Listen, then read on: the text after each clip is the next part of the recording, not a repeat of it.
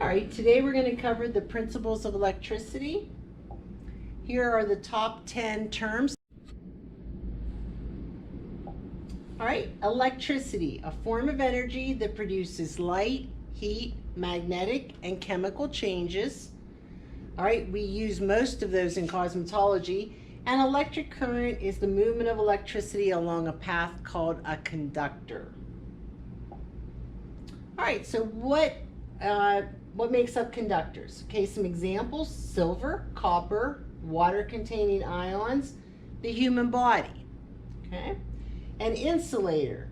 This is a material that does not allow a current to pass through it. Silk, plastic, rubber, wood, glass, paper, alcohol, and pure distilled water. So I guess what allows water to be a conductor in most cases are the minerals that are in it. So when it's pure and distilled, it doesn't have any minerals left in it.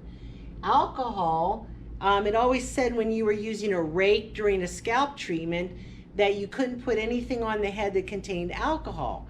And so forever I thought that meant, well, maybe if you did that, you would burn the person, the alcohol and the electricity. No, the alcohol blocks the electricity, so you get no benefits from it. Okay, so let's talk about a conductor. So if I have a screwdriver, okay, and it has a handle on it, okay, the metal part is a conductor. So if I'm working around electricity, I could get shocked, but the handle is probably made out of plastic or rubber, which is an insulator, which keeps us from getting shocked. Okay, so that's a perfect example of the two together. They put that on tools so that we don't get shocked. Okay, loads, strange word that just means anything that you use that's powered by electricity. So a blow dryer is a load, an oven is a load, a washing machine is a load. So if you want to think of it, think about putting a load of laundry into your washing machine. That washing machine is considered a load. Okay, cords should be kept untangled. It shouldn't have any knots in it, anything like that. It should be kept straight. Anywhere that it gets bent and it breaks, that rubber coating on the outside will expose the wires inside and you could get shocked. All right, so here are the words that we're going to remember. So amp means strength. It also means amount. Okay, so how much electricity is going through. So I want you to think of this as AA, Alcoholics Anonymous. Those two letters go together. Okay, how much electricity? Is it 20, is it 10 amps, 20 amps, 30 amps? Okay, maybe your circuit breaker keeps clicking off because you only have a 10 amp circuit breaker in there and you need a 20 amp. You have too much draw on that and it's not strong enough, it's not powerful enough for that. Okay, in cosmetology we use milliamps. Okay, that's 1,000 of them equal 1 amp. So 1/1000th of an amp is a milliamp. Okay, an amp would be too strong on our skin, it would hurt us. So we break it down into 1,000th of that strength into a milliamp. Okay, a volt is pressure. Okay, so remember VP. The VP of the United States is Kamala Harris, the Vice President. AA, VP. Okay, how much pressure? So you've got 120 and 240. So if you have an ordinary outlet that looks like this, that's a 120. If you're going to plug in something bigger, like a stove or a washing machine, you are going to have something that looks like this. It looks completely different. They do not want you trying to plug in that big heavy thing into an ordinary outlet, so they don't look anything alike. It looks like a V shape at the end. Okay, an ohm.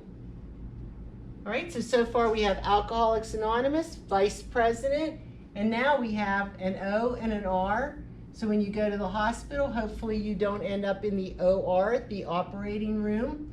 Okay, and that's resistance. Okay, so you've got your electricity, and you've got your volt is pushing. It's trying to get that electricity through. You've got your ohm that's trying to make that, it's trying to create resistance in there, and it's not letting it through very good. And then the amount of electricity that's going through is your amp. So it all works together. How strong is this? How much pressure? How much resistance? Okay, a watt. That's how much energy you use every second. Okay, so 1 watt. A blow dryer can use 1,000 watts. I like 1,800 watt dryers. So it's using 1,800 watts every single second. Okay, every time you use 1,000 watts, it's 1 kilowatt. That's how you are charged by the electric companies, by kilowatts. Okay, so when you're running the blow dryer a very long time, you're using lots of kilowatts and your bill is going up. Okay. All right, nameplate of an appliance. Okay, so most things that you buy in the United States are going to have a nameplate like this. It's going to tell you the frequency. Okay, we have a different frequency that we use in the United States versus other countries. So if you go to other countries, you have to use an adapter. How many volts is needed? How many watts that the appliance consumes, and the UL rating. Okay, so it looks like this. It stands for Underwriter Laboratory, and it's a government agency that people that create appliances that use electricity send it there.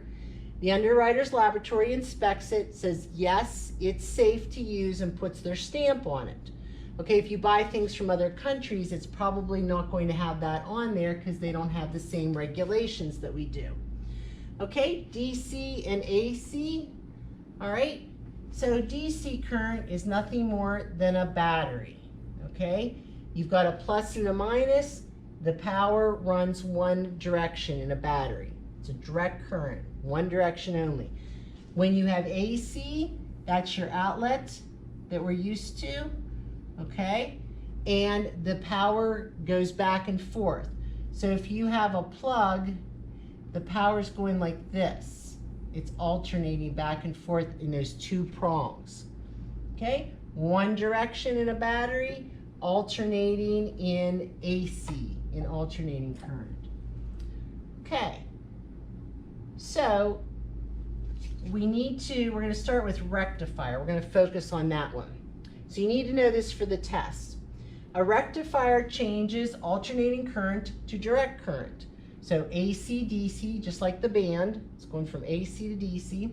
So you've got a plug, okay, and you have a cord coming out of it, and then you have a big black box like this, and then you have a cord coming, and then here is your computer, okay?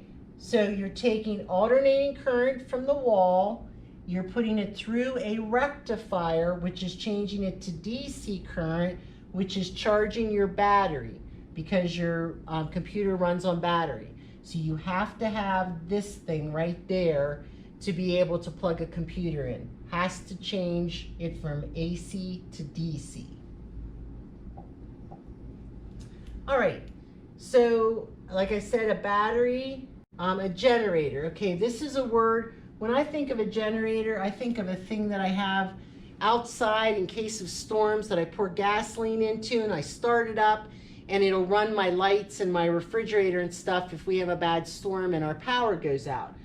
But all electricity comes from a generator that when we're using electric appliances, it just might be that the generator's a couple states over where the electricity is being generated and then it's being sent through the lines into our home or our salon. Okay? All right, so again, a generator produces alternating current, a battery produces direct current, and a circuit. Okay, so things will not work unless the circuit is closed. Okay, so this is what it looks like when we turn the lights off And this is what it looks like when we turn the lights on, okay? So now our lights will work in our ceiling and we have power. This has been closed and it now can travel around the path. It's a closed circuit, okay? So it has to be complete like that. All right, here's another example. They're showing you here that the circuit is closed because we turned on the blow dryer, so the power is flowing the whole way around. That'll work. We turn the blow dryer off. Now the electricity is only getting so far and the circuit is open on that side, so it's not going to blow any air. All right, I believe this is on the test, so I want to go over this quickly. So when you wire a room, like a salon, so think of this as little circuits. So you've got Mary here, and she plugs too many things in, and she blows a fuse or a circuit breaker down in the basement. But Sally can keep working because she's on her own circuit. Okay, so this is called parallel. So just think of these lines all being parallel to each other, like that. If you have a series wiring and Mary plugs too many things in and blows the circuit, Sally can't work either because it's one big circuit. They're all dependent on each other. Okay, so obviously this is the better way to go with parallel wiring. All right. Overload. Looks like a Christmas story. You plug too many things in, you risk a fire because it can't handle all of that. All right, a short circuit. Okay, so it's basically just what it's saying. The circuit has been shortened. So instead of the circuit going like this, you got in the way and you shortened it. All right. Fuses and circuit breakers, there's two different ways that we can handle the electricity in our home. Okay, old technology, a fuse. You have to screw that in. If I run too many things on one outlet, it pops, okay, turns all cloudy. I have to unscrew it and put a new one in. It's only good for one use and you have to keep a box of fuses there. So that was the original thing that people used in their houses. Then people got tired of buying fuses, so they went to circuit breakers. So you plug too many things in, it trips the circuit, and you don't have any electricity. You go down and you flip these back and forth until you find the one that went off and turn it back on and you're ready to go again. They're both there to prevent fires. So when that happens, it's because there's too much draw on that circuit and you're going to overheat the wires and cause a fire. Okay, 2-plug system, 3-plug system. Okay, so some things we use only have 2 plugs, some have 3 plugs. This third one is called a ground. Okay, it's exactly what it sounds like. Okay, so I have my little outlet in here and I plug my big screen TV in. It's all nice and beautiful. And then this goes to my circuit breaker box. And then the wire goes outside and it's attached to a big long metal pole that's driven down into the ground. So it's about 8 feet long, but there's only a little bit of it sticking up somewhere close to your house. So it's literally in the ground. Okay, so lightning strikes. And it's trying to fry your TV, but if it's grounded, the electricity will flow through all this into the ground where it dissipates, rather than causing a fire at your house. So this is all connected to the ground, if your house is wired properly. Okay, now, a ground fault circuit interrupter. Make sure you know this. GFCI. Okay, you're definitely going to need that for the test.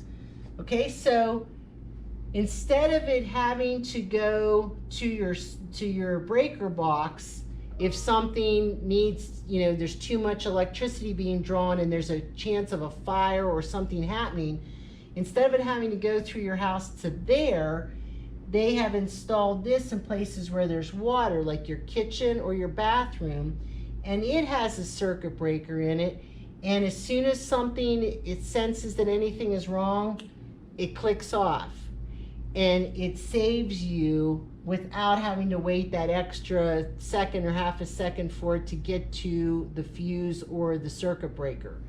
Okay, so this is required in anywhere where there's water now. If you have an older house, you might not have these, but if you update, you want to put these in to make it safer for yourself. GFCI, ground, remember we're into the ground, fault circuit interrupter. We want to interrupt that circuit before we get shocked. Okay, some general guidelines. Read instructions, make sure that your equipment's UL certified, don't handle with wet hands, don't leave the client if they're connected to equipment. Okay, pull on the plug, not the cord when you're disconnecting something, only one plug in each outlet. Use a surge protector in case of that lightning strike. That will save your TV and your electronics. Never cut off the third prong of a three-prong plug. Make sure your cords don't become twisted. Okay, prevention of fire. Store things properly so that you don't have to worry about starting a fire. Inspect your cords, inspect your appliances. If a fire does result, don't put water on it. Smother it with something. If you're at home, use flour, cornstarch, anything like that. If you're here, we have a fire blanket. You throw it over and it smothers the fire. Okay, if you're trapped in a building, you want to open the windows, stay low, feel doors before you open them to make sure if it's hot, don't open the door. And call 911. Okay, to use a fire extinguisher, you're going to use the acronym PASS. Pull the pin, aim, squeeze, and sweep. This says spray. Pull, aim, squeeze, spray. All right, true or false? Materials that best transport electricity are called conductors. True. Materials that do not allow a current to pass through them are called prisms. False. They're called insulators. The unit of electric strength or amount, what letter goes with the A in amount? It's another A. Remember AA. The unit of electric pressure, what letter goes with the P in pressure? Think of vice president. It's a volt. How much electrical energy is being used per second is a watt. You're charged by the kilowatt, 1,000 watts. The two forms of electric current, DC, direct, and AC, alternating. Two-way circuits can be connected to power loads, include series wiring and parallel wiring. A reusable safety device, so it's not a fuse, that breaks the flow of current is a circuit breaker. And an outlet recommended anywhere there's water is a GFCI. Okay, and I know you can't see that on there. And remember how to use the fire extinguishers: pull, aim, squeeze, sweep, pass. Thank you.